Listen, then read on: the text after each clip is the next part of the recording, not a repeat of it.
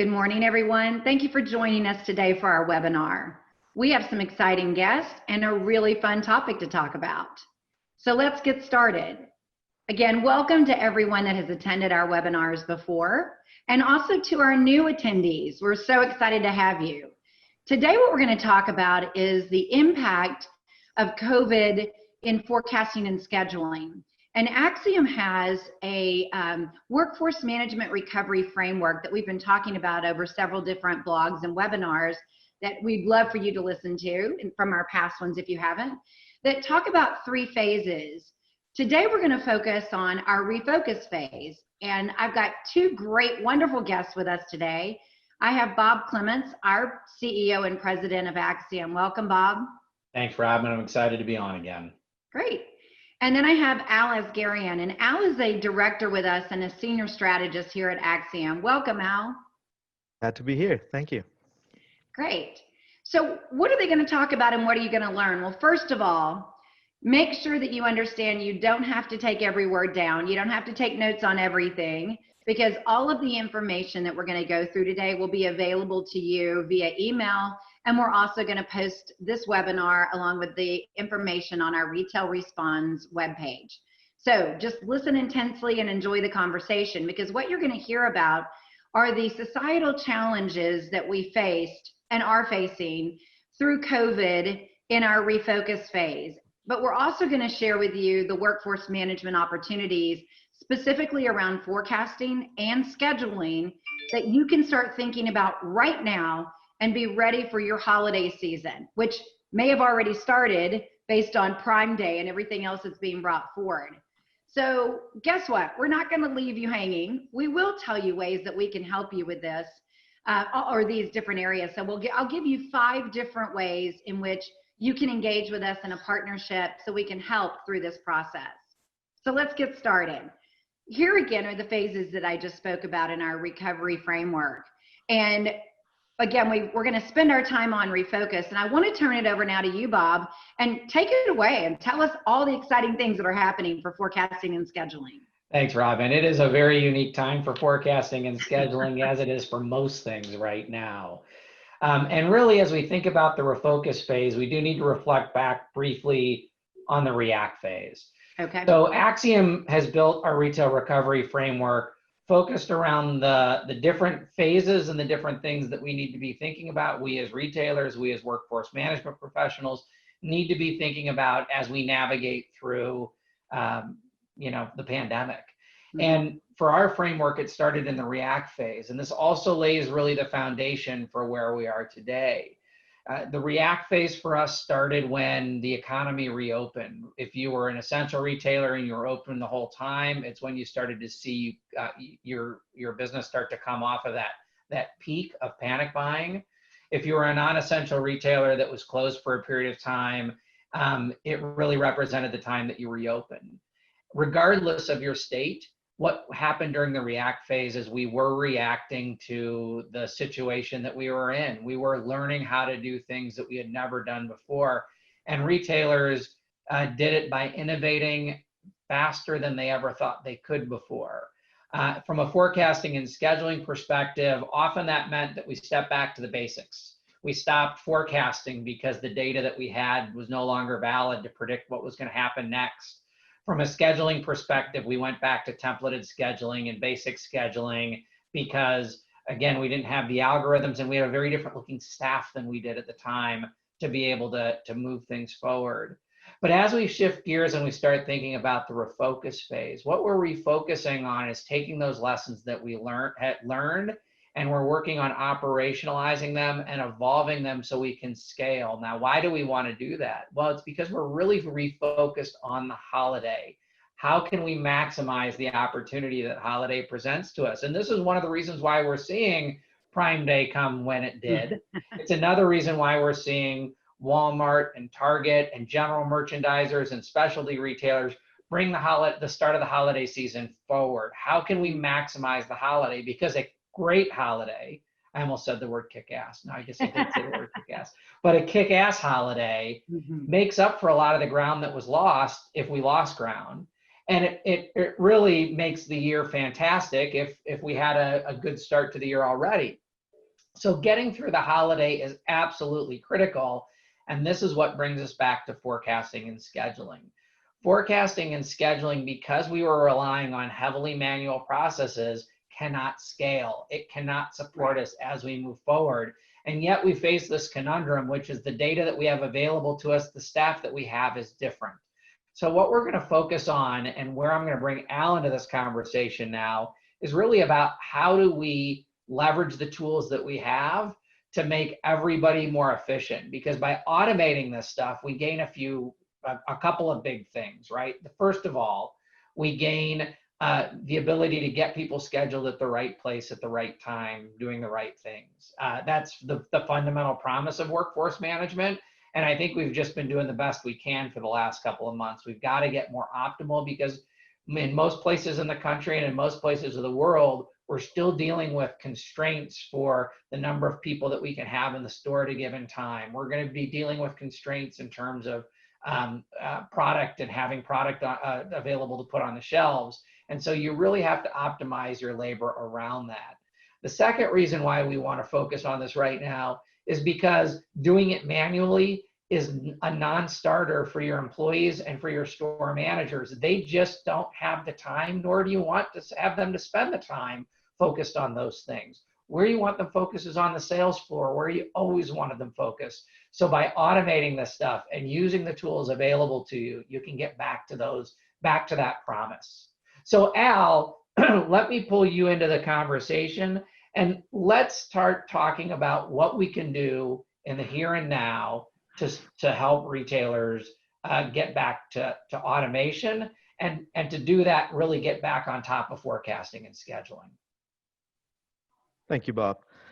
Yeah, probably one of the biggest challenges retailers are facing today is how can they predict or plan labor for the holiday time?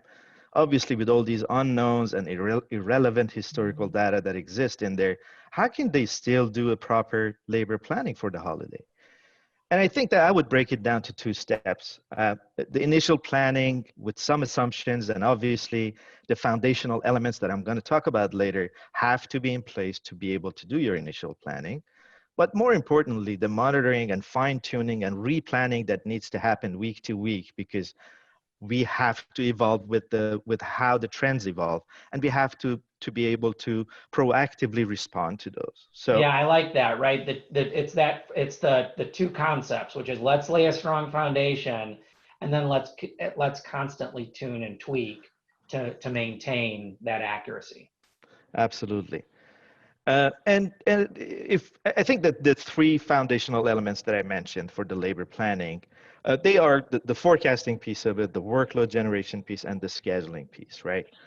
And I think, Bob, it makes sense for us now maybe start with the forecasting and talk a little bit about that. What do you think? Yeah. All right. Yeah, I think so too. So from I guess what are when we think about driver forecasting, which again, we've used the word foundation a couple of times, but really ultimately the driver forecast predicts our business. And that's what we need to, without a good driver forecast, we're not going to get a good schedule. We're not going to get good workload. So how do we get started with a good driver forecast? Yeah. Well, things have changed drastically, as you know. Like we're used to a forecast based on previous year's seasonality, recent trends, as well as past and upcoming events and promotions and all that we kind of feed into our forecasting engine. And by a push of a button, you get a forecast that usually you don't have to adjust too much, right? That's what we're used to. But COVID has impacted all these elements and factors that we just talked about. And for those that were closed during the pandemic initially, it has even created a large gap in the data, which most of the forecasting engines out there can't even deal with. And it has to, we have to do something about it. Yeah. So you've got to deal with history that's different than the future. And you may also have to deal with the big holes in your data because of store closures or other changes. That's correct. Yeah. And again, you could do that through different ways, depending on what product is being used. But you could either use special days or mark those or flag that period of time to be skipped by the forecasting engine, or fill that data with some fake data that kind of morphs from the beginning of the gap to the end of the gap to give you kind of a trend as well in that. But there are different ways to skin the cat in there, but there are ways to make it work. Well, and I guess, but more importantly than that, I guess we can start to fill the gaps, but it may not be reflective of the future. So outside of just focusing on how do we mitigate data gaps in our data, I think we need to focus on the forecasting algorithm that we're using and how do we optimize that given our current situation, right? How would you go about doing that? Yeah, yeah, you hit the nail in the head. Yeah, absolutely. That's the way to go about it. You may ask, why won't the forecasting engine see this and automatically adapt to it? But the reality is that most long-term forecasting algorithms are specifically designed not to respond quickly to sudden changes in data. And obviously, waiting for a long period of time to build a steady trend in history is not going to be helping us at this time, right? So, and again, beside that, the last year data is not relevant anymore. So again, uh, we got to find another way to be able to have some healthy forecast in place. And you should be able to adapt a different type of algorithm, which is relies more on short-term trends. And again, whether linear forecasting or any other algorithms that the system may be able to do, but it mainly relies on previous weeks of trends rather than looking back long term. Holiday forecasting will still be difficult to do, even with the short-term forecast. Don't get me wrong. And it would be slow to recognize the sudden spikes you expect for a holiday, but at least it gives us a good baseline with the right intraday distribution uh, at a daily level. And again, it has to be adjusted and by maybe applying a percentage week to week that you go to kind of level up and go to the expected increase that you need. As you get a few weeks into the history, you mentioned that many retailers, right, started the holidays earlier than ever before. That would give us a good, probably starts building some history that could be even more relevant to this short-term forecasting engine. So what I expect really is at the beginning, you got to do a lot of, fine tuning and looking at it week to week and maybe increase it as needed.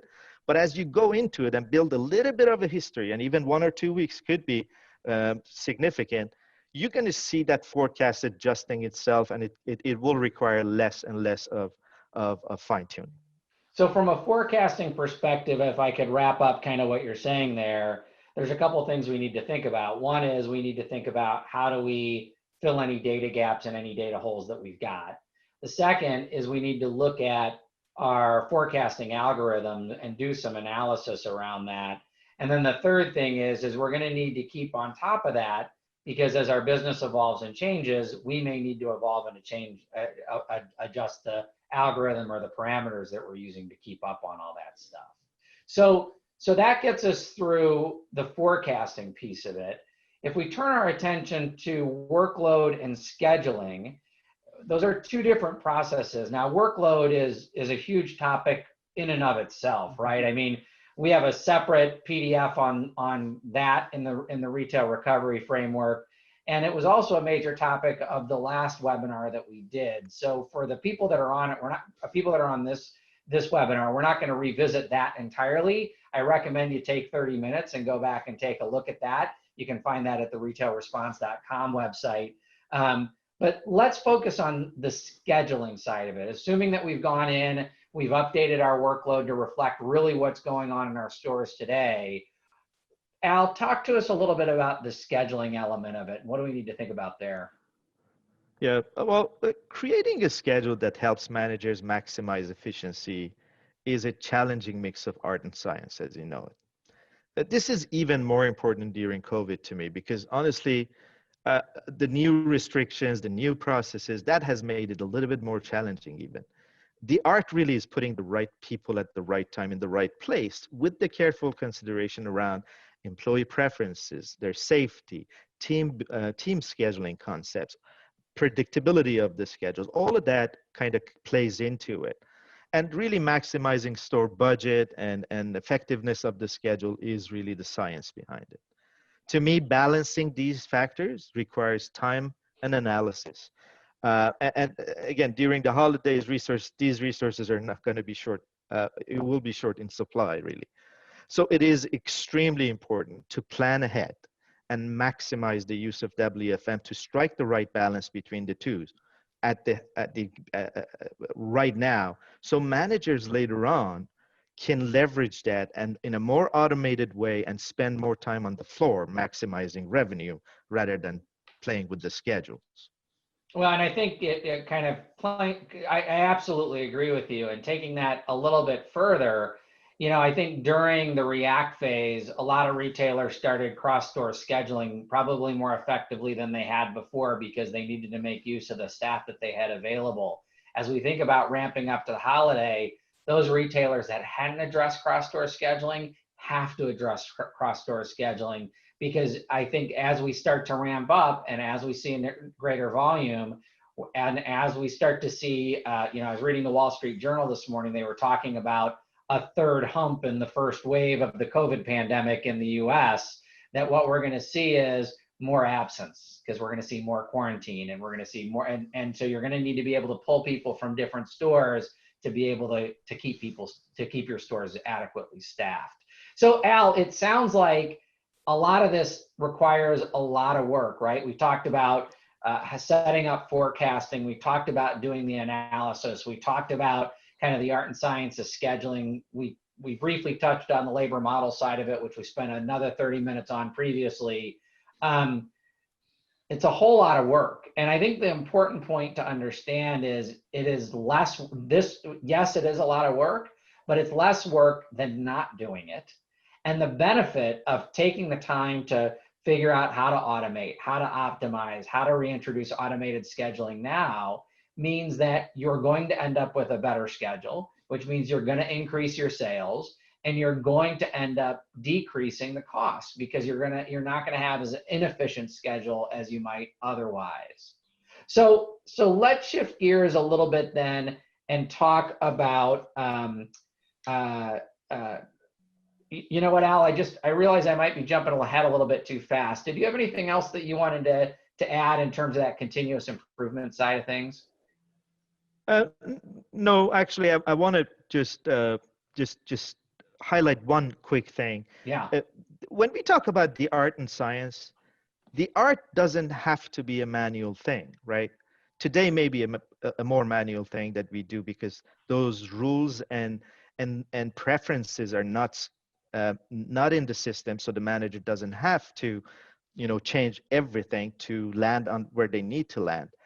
But what we're saying here is automate as much as those preferences as you can, so then there is less for the manager to do.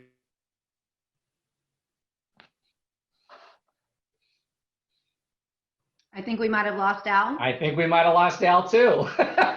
I think we know where he was going, right? Yeah, right. I think his main point there was that, Yeah. that by automating as much as we can, we're ultimately Right. going to reap those benefits that we talked about at the beginning, which is unburdening your manager and getting the right person at the right place at the right time. Right. So now what I'd like to do is start to shift gears a little bit and talk about what happens next. So if you're following our advice at this point, you've gone through and you've managed the data gap, you've done your forecasting analysis, you've looked at your labor model, you've looked at how you're creating that schedule and automating as much as you can around it.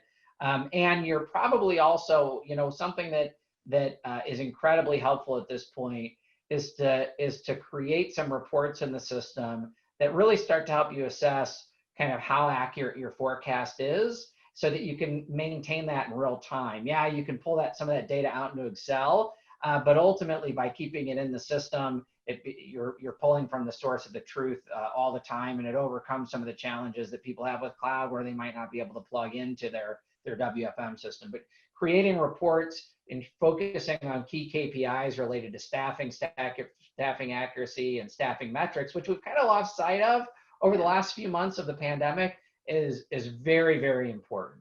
So But not really once you thinking kind of, of it as a throwaway kind of report. Don't think of it as this is just my COVID holiday report, but use it in the system. Use your cloud-based tools that you have, because that information is still relevant in certain cases, right? Whether you've added a new role due to COVID, or there's a new way in which maybe you love team staffing and that's what you want to do, even if there wasn't a pandemic, right? So create this kind of analysis and have it available so that you're always looking back to that. well, exactly. I mean, you could do some real, you can do some very interesting reports around team Right. staffing, for example. How effective is one team versus another? How much call outs do you get from one team versus another? And it allows you to do some interesting comparisons and analysis of effectivity of your schedules and your report of your staff in general. But once you're starting to get on top of that through the holiday, you will, even though we've talked about the work that's involved here, you will find that things start to settle down. The variation that you see will start to settle down, and you're going to start to find yourselves with a little bit of time. And that's when you can start thinking about what comes next. And when you can start thinking about the reinvent phase. Right. And when we think about that reinvent phase, there's a couple of things that are fundamentally important to think about. And the first is that, well, the premise itself, which is at this point now we've taken our lessons learned, we've optimized we've evolved and operationalized through the holiday. Now, as we start thinking in the future and we're thinking about living with COVID or finding a vaccine, we need to think about how we're going to have our retail stores optimize and thrive going forward. I was listening to a very interesting Forrester report earlier this week, where they were talking about the fact that and I don't think this is a surprise to anybody, but ultimately, we've seen very rapid growth of e-commerce prior to COVID. That's been further accelerated because of COVID, Right. and we're never going to look back. Right? My wife stops shopping at grocery stores. She's never going to go back to a grocery store. She will always do curbside pickup or delivery going forward. And that's true for the way that we buy a lot of things. So it's going to change the nature of our stores, and it's going to, and some of the stuff is going to stick. So we need to start thinking about how we're going to optimize that going forward. And while it's hard to think about how do we reinvent or how do we optimize and thrive, I think there are short-term and long-term things that we can think about. There are likely low-hanging fruit things that we can do to provide a better experience for our employees and for our customers in our stores, whether that's more mobile or whether that's looking at new forecasting methods. As we start to look out a little bit further, that's when we start to think about, is our WFM system providing everything that we need it to? What else can we be taking advantage of? And what else, or do we need to start thinking about a different system? And even beyond that, how do we introduce other forms of automation into our stores, whether that's robotics or other flavors of artificial intelligence, to help provide that a more efficient use of our labor, which again is going to be absolutely critical, because our labor costs are going to continue to rise, our COVID overhead is going to continue to rise, and our customers are going to expect a different experience in the store, and we've got to be up to meet that challenge. So, and those things are sooner rather than later, right? I remember we were at NRF a couple of years ago, and on that top floor we went, oh yeah, that's robotics. It's like future 2035 or something, right? yeah, absolutely. It's not 2035, it's 2020 and 2021 coming on us right now. That's and we're right. even seeing that with a lot of inventory picking and getting replenishment to the stores. You can walk into some grocers now and see a robotic implementing these kinds of techniques. So yeah, absolutely. It's Yeah, I think whereas many retailers had had that type of automation out and several years from now in their roadmap, they're going to need to move it up much sooner, because ultimately automation is the way to decrease costs in the stores when labor costs are rising. And it's the balance of the people and the automation that's ultimately going to create that right experience for your customer. And I think this goes back to, even if we go back to the refocus phase where we just spent most of our time here, you heard the art and science, you heard automation. I think that's the one thing that I cannot stress enough through all of this is we've been living kind of back in our paper-based world because we were forced to, right? We just, what do we do? And we have to do it fast. Yeah. And so now it's really time to think about automating and using your workforce management tool that you have to your advantage for holiday, and then being able to go into the reinvent phase. So do it now and get through so that when you get to the other side, you've got some really important data to see what happened during the holiday. Yeah, 100%. Yeah. 100%. Well, Robin, do you want to take us home on this one then? Yeah, I will. So first of all, thank you to yourself and to Al, who is playing our Halloween ghost and has disappeared for the rest of the webinar. But this is working from home, isn't it? Just working from home, the way it works. So, so for everyone attending, thank you so much for hanging in there with us. There are 5 key areas that I think if you were paying attention during the webinar, you would have heard those areas talked about. Of course, we're here for you. We want to, except for Al, he's not here for you, but we are here for you. We're here for you to help in any way that we can and partner with you. The first thing that you heard about was data. How can we help you with data? We come in and analyze what you already have available. What was the historical information that we may or may not use? And historical might mean 1 week and 2 weeks, right? So we'll take some time to sit down with you to discuss the data that you have and what you need. The second part of it is your algorithm. You heard Al talk about it. So we will sit down with you, define what your algorithm should look like, work and create, develop, determine all of those things with you on the right algorithm so that forecasting is truly, again, it's the backbone. So it's truly built in the way you need it for your organization, for what you're doing with your scheduling. So that's the first 2 pieces around forecasting. The next 3 areas we'd love to help you with is around scheduling. So the first one, as we talked about in a past webinar, is your labor model. You've made some changes. You know that the way you're scheduling, the types of full-time, part-time, all the labor model changes that you've made, you might have been doing them on paper or on just separate. We want to help you get those automated, get them into your workforce management tool. Any way we can help with that, we want to get it, again, to start the automation part of it. The next thing is really sitting down with you and saying, okay, how are you scheduling? What are your min and max rules? How are you going to make sure that you are complying to all of the COVID, whether it's cleaning or new roles that you're putting into place? So we want to sit down with you, roll up our sleeves, and literally configure with you. We want to make those changes with you. There's been a lot of you that have lost system admins, functional admins, the owners of your workforce management tools. We want to be there for you. So we're more than happy to help in this area to get everything in your system, again, so that your managers can get on the floor, right? So they can use this time right now to get everything right, and then we can help for the future of it. The last part is that reporting. So Bob and I just kind of spent a little time talking about reporting, the analysis piece. We can help set up the report, but more importantly, we can sit with you and talk about what it means, how we can help you analyze it and make some key decisions for the future. We hope you guys have a wonderful holiday. I know there's a lot of work to do. If you didn't already have it on your plate, hopefully this gave you some direction in what you're going to do right now when you get off the webinar. If you need us, please reach out to us. Also, please use our resources that we have available. So retailresponse.com, all of our webinars, all of our blogs, key updates, everything is there. We really, really appreciate your time. Thank you for joining us today. All of our contact information will also be in the deck that you receive an email. And if you need anything at all, we're here for you guys. Have a wonderful holiday and a great rest of your day. Thank you, Bob. Thank you. Bye-bye, everybody.